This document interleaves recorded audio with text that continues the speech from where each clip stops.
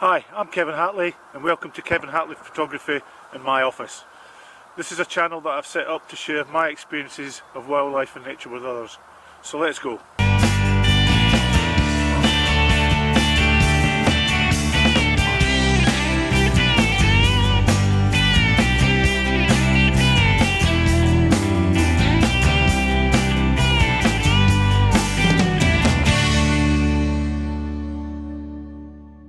One of my favourite group of birds to photograph are the grebe family, and here in the UK we get about 4 different species of grebe.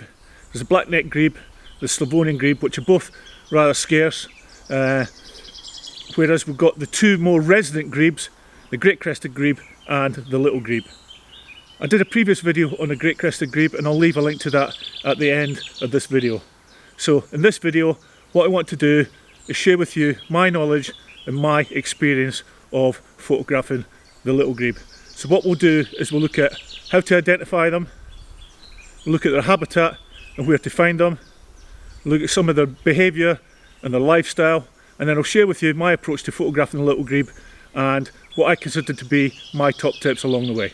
So let's go find the little grebe and photograph it. Okay, the little grebe, or as it's sometimes known, the dabchick, which means quick diver, are about 1 foot in length.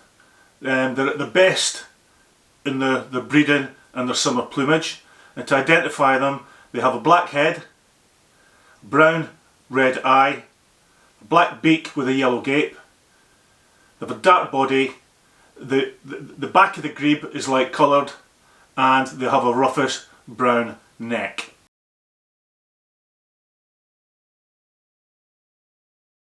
In winter, the plumage changes to a brownish grey body with black and white streaks around the head and a yellowish beak. The juvenile little grebes retain their plumage until maturity.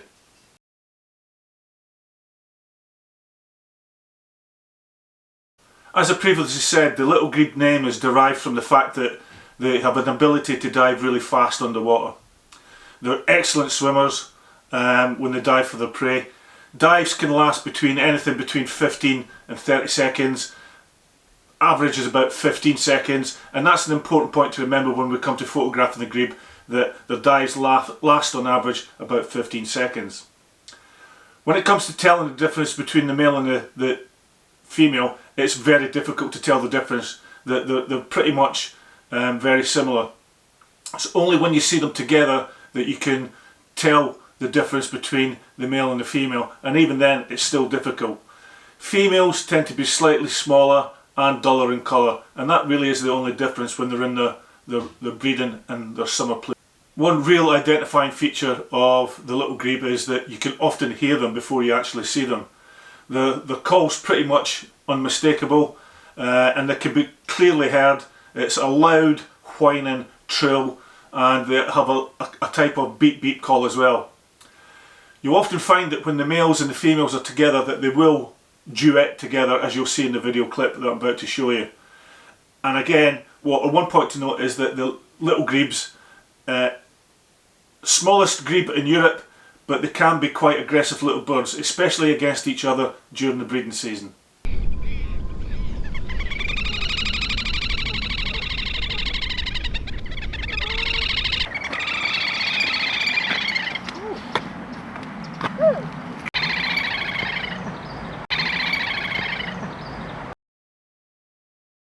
Okay, when it comes to the little grebe's diet, their diet consists mainly of insects, small fish, mollusks, crustaceans and amphibians. What the grebe will do is they'll pursue their prey underwater, and then what they'll do is they will eat the prey on the surface.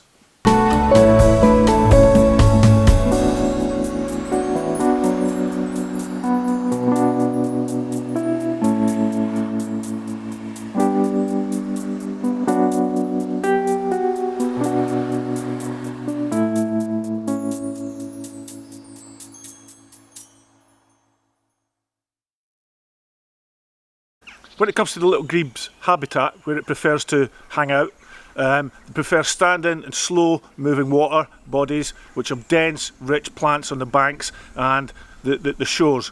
which provide them with lots of cover, especially during the breeding season.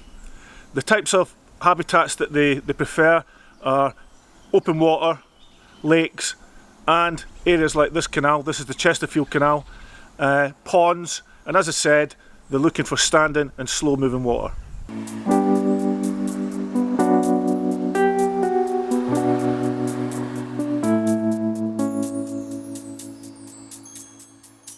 Okay, looking at some of the little grebes' behaviour, one thing about the little grebe is that they're very good at hiding in the bankside vegetation.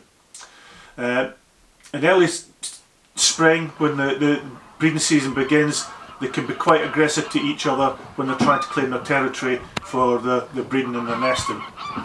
And they look to build their nests amongst the vegetation, and normally it's a floating structure. Outside of the breeding season, little grebes tend to be quite solitary, and it's only during the breeding season that they really come together. Little grebes are quite clumsy on land, and as I've said, they only tend to come ashore to breed. The breeding season is between February and September, and the nest is normally built on the edge of the water feature, and it's normally a floating structure constructed from decaying plant material. What will happen is the male will collect the nesting material, bring it to the nest, and the female will build the nest.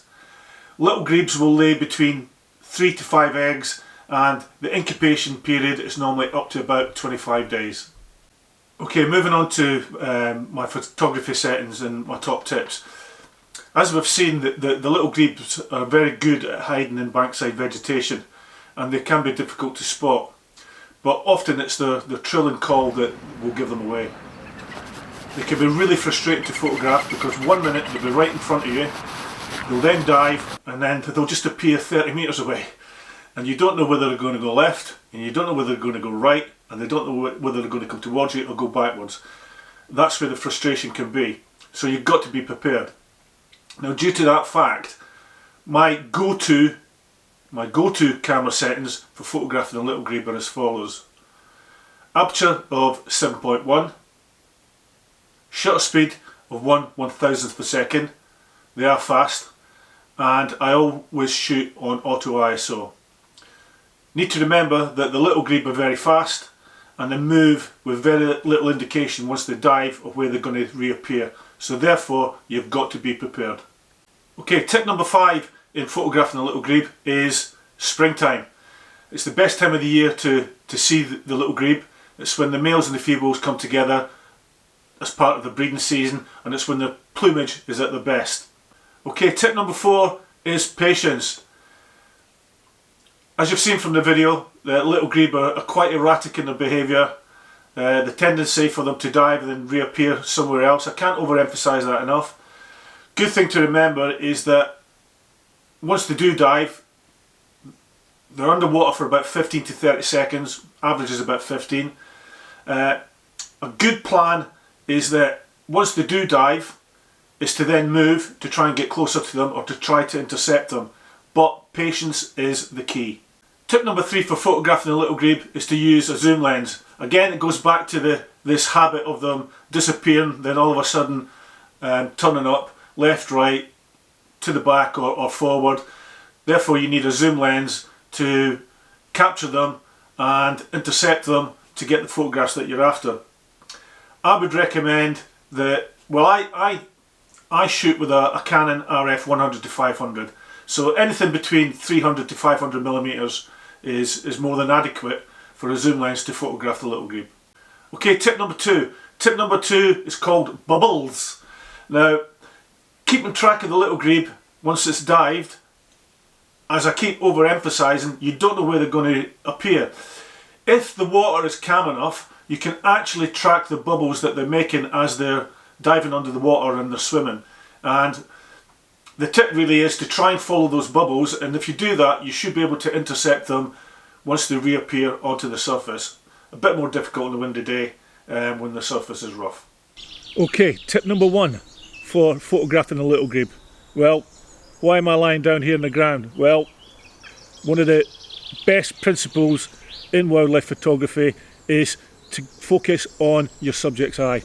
And to focus on the little grebe's eye, it means you have to get down low.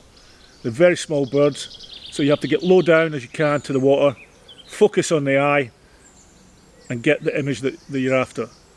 Okay, what I want to do now is just leave you with what I consider to be some of my favourite images of the little grebe, and I hope that you enjoy them.